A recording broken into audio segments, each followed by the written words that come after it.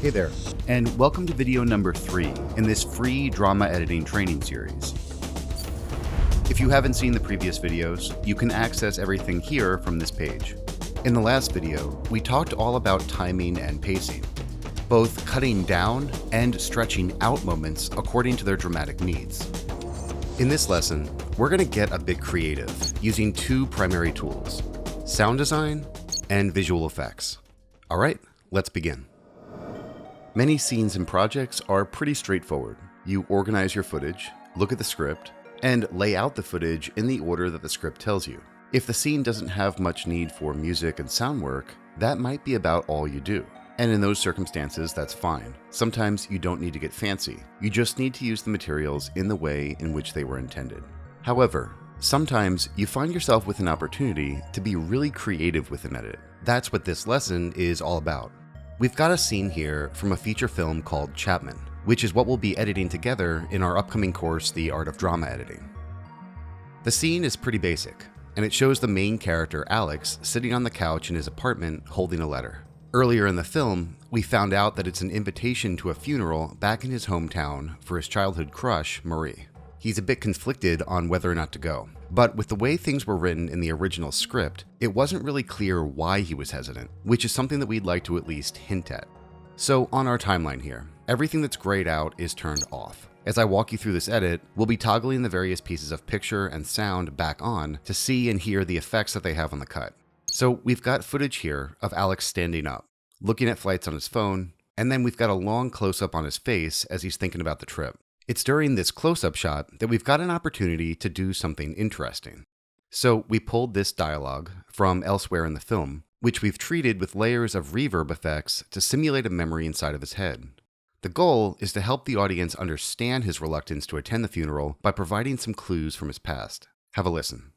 Look at what you did to me! Tell me what happened!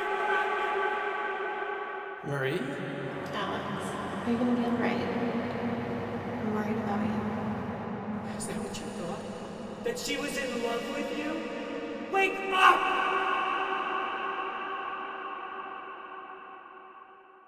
So that's working pretty well. You probably noticed the jump cut in the picture there.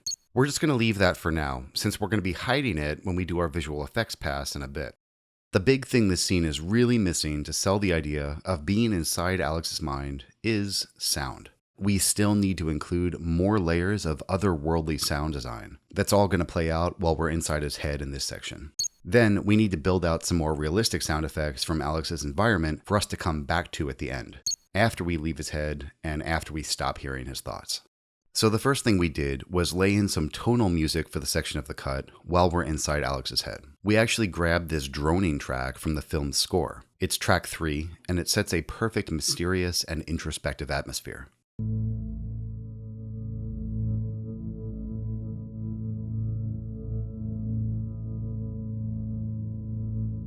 Now for my favorite part, playing with cool sound effects. So the plan here, during Alex's close-up thought section, is to build up a series of sound accents. One that brings us definitively into his mind.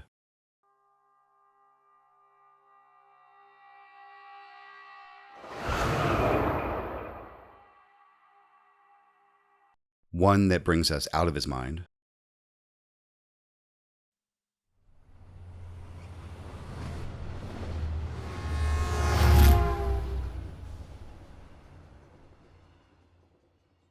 And then we need to build a series of accents that can fall in between the various lines of memory dialogue.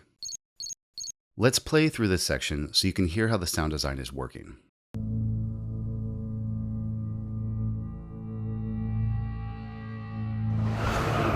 Look at what you did to me! Tell me what happened!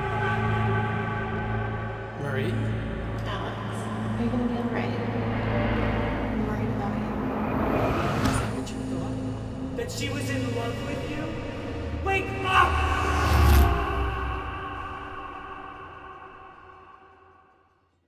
Alright, so at this point, you can hear that we've created quite an alternate world of sound to accent Alex's thoughts, and to give a feeling of anxiety and a rush of memories. The majority of the sound design that we chose were whooshes like these, glitchy pulses like this,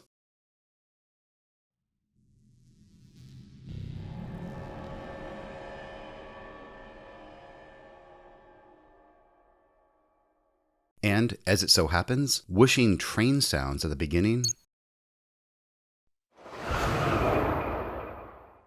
and the end.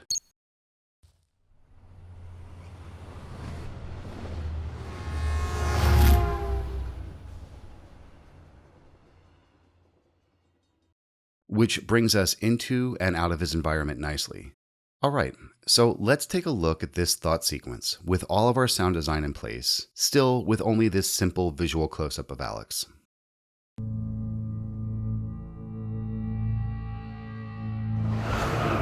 Look at what you did to me! Tell me what happened! Marie? Alex, are you gonna be alright? I'm worried about you. Is that what you thought? That she was in love with you? Wake up!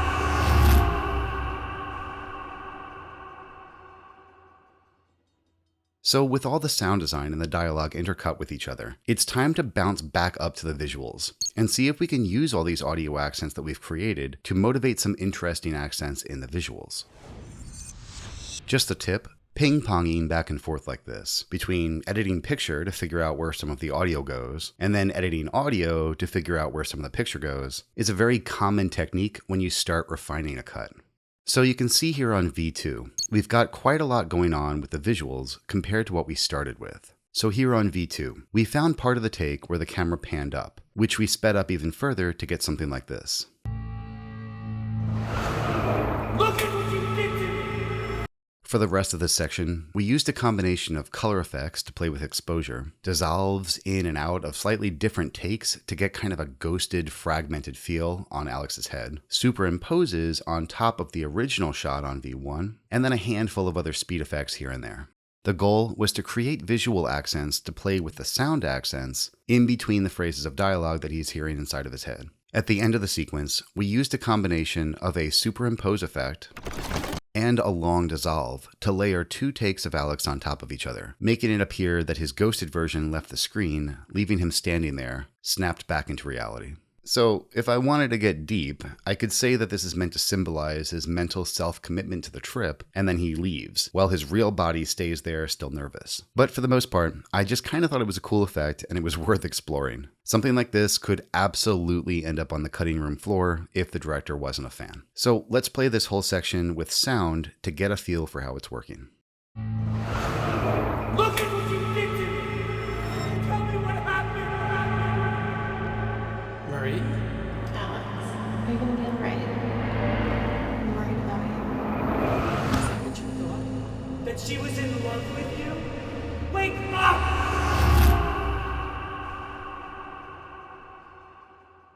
So this is just about the end of the work that this scene needs, although there is one more very important sound consideration that we need to address.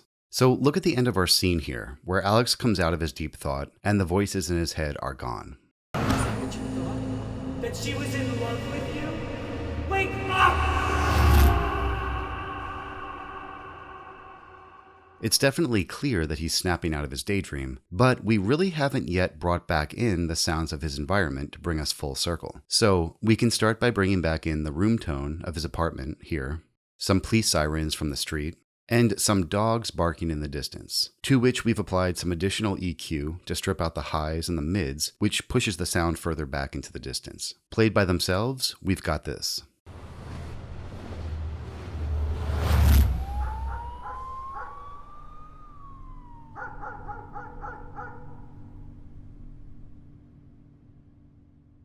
And fully mixed, our scene sounds like this.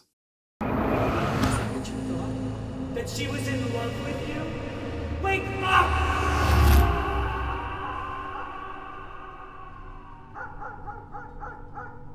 Nice, that's working pretty well.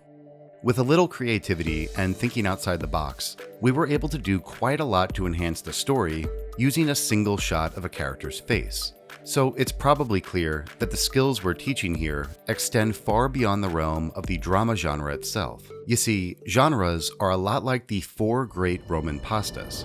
In each of these dishes, we start with the same foundation of pasta, cheese, and pepper. With nothing else added, you've got a dish called cacio e pepe.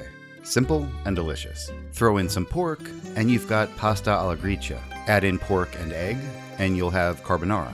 And with pork and tomato sauce added, you've got amatriciana. Very different dishes, but all built on the same foundation of pasta, cheese, and pepper. Genres are the same way. The foundation here, with nothing else added, is drama, a human story being told with a relatively serious tone. But if you start layering other ingredients on top of this dramatic base, the other genres emerge. Layer in fights, chases, and explosions on top of a dramatic human story, and you've got action. Sprinkle in some levity and a healthy dose of funny moments, and you've got comedy. Or add tense plot points, creepy music, and a handful of jump scares, and you've got suspense. And all this applies to the subgenres and even documentary-style edits as well. Everything starts with a dramatic foundation that tells an engaging story that holds our attention and affects our emotions in some meaningful way. And it's our job as editors to understand how to put it all together. For today, we're out of time, but we've got a lot more to share. The 3 short lessons in this series have been just a quick introduction to a much larger editing course that we've prepared for you. It's called The Art of Drama Editing. One of the things that we're most excited about is the inclusion of a complete set of raw daily footage from an entire feature-length film.